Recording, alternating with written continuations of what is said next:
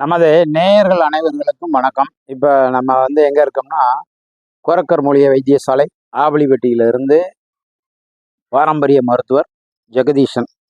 இப்போ நம்ம எதை பற்றி பார்க்குறோம்னு கேட்டிங்கன்னா, அம்மை நோய்கள். இந்த அம்மை நோய்களில் நிறைய வகையான அம்மை நோய்கள் இருக்குது.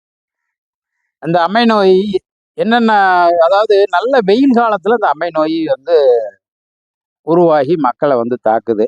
இதில் பார்த்தீங்கன்னா மிளகம்மைன்னு சொல்லி ஒரு அம்மை நோய் இருக்குது. அப்புறம் கள்ளுத்தறியம்மை அப்படின்னு இருக்குது.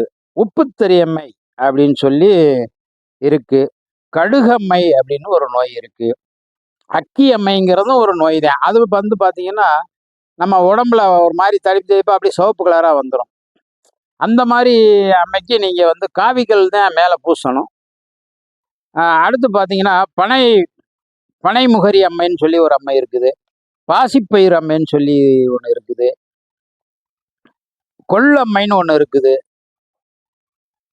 தவளை அம்மைன்னு சொல்லி ஒரு அம்மை நோய் இருக்கு. வெந்தய அம்மைன்னு சொல்லி ஒரு அம்மை நோய் இருக்குது.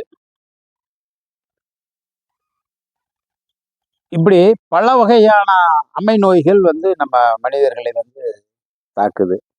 இப்போ ஒவ்வொரு அம்மை நோய்க்கும் ஒவ்வொரு மருந்துகள், மேல் பூச்சி மருந்துகள் நீங்கள் வேப்ப இலை, நம்ம மஞ்சள், அதெல்லாம் கிருமி நாசினி நீங்கள் அரைச்சி மேலே பூசிக்கலாம்.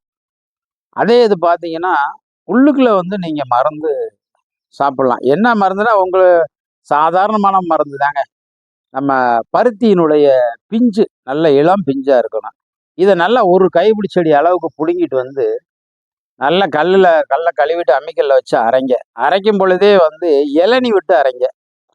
அதை அப்படியே அந்த இளநி தண்ணியிலே கலக்கி நீங்கள் சாப்பிடணும்.